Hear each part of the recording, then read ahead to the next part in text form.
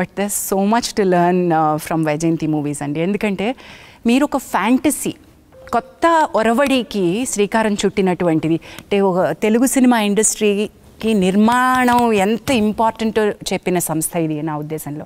ఎందుకంటే ఒక దర్శకుడి కళ, ఒక కథారచయిత బలం ఇవన్నీ ఒక ఎత్తు అయితే అది నమ్మి ఆ ఫ్యాంటసీని తెరకెక్కించడానికి కూడా ఒక ధైర్యం కావాలి. What is it behind that fantasy? ఏం నమ్మారు మీరు? నేను అన్న ఎన్టీఆర్ గారితో సినిమా తీయాలి అనుకుని వచ్చాను. ఆయనతో ఫస్ట్ నేను అనుకుంది ఏంటంటే, నాగేశ్వరరావు గారి లాగా ఆయన డాన్సులు అవి చేయట్లేదు, అవి చేస్తే చాలా బాగుంటుంది. అదే చెప్పాను నేను ఫస్ట్ సిట్టింగ్లోనే, మీరు ఒక డాన్స్ అవి చేయాలండి ఈ సినిమాలో, అయ్యే ఉంటే చేద్దాం బ్రదర్ అన్నారు. అలాగే నేను ఏది అడిగితే అది చేశారమ్మా. ఆ సినిమాలో 5 పాటలు ఎన్నో ఉన్నాయి, 5 పాటల్లోనూ డాన్స్ చేశారు ఆయన.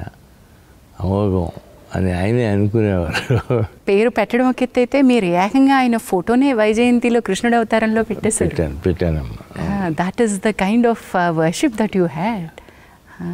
యుగ పురుషుడు తర్వాత నుంచి మీరు, బాపయ్య గారు, రాఘవేంద్రరావు గారు ఇది ఒక ట్రయో అయిపోయారు. అవునమ్మా. అది అసలు అద్భుతం.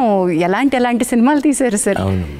Not just one. ఆ తర్వాత మీ అనుబంధం రామారావు గారితో, నాగేశ్వరరావు గారితో, కృష్ణ గారు, కృష్ణరాజు గారు, సోహన్ బాబు గారు, దాట్ వాజ్ వన్ జనరేషన్. ఆ జనరేషన్ అండ్ మీ అనుబంధం ఒక్కసారి చెప్పండి సార్. నేను రామారావు గారితో తీసినప్పుడు నేను చాలా చిన్నపిల్లండి. కాకపోతే నేను ఆ కాంపౌండ్ నుంచి బయటకు వచ్చేటప్పటికి అంత పెద్దలాగానే అయిపోయాను.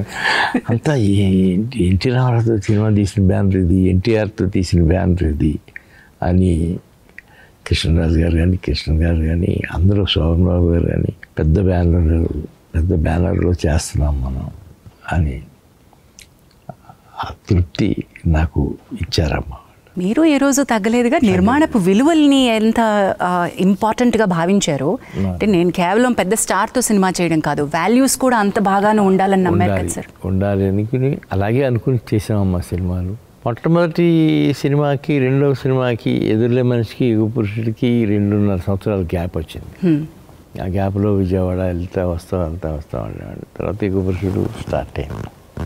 ఇంకా ఆ తర్వాత ఇక్కడి నుంచి ఎక్కువ గ్యాప్ ఇవ్వడానికి వీల్లేదు అనుకుని పెద్ద ఆయనతోనే అడిగి నాగేశ్వరరావు, కృష్ణ గారితో మొదలుపెట్టి సినిమా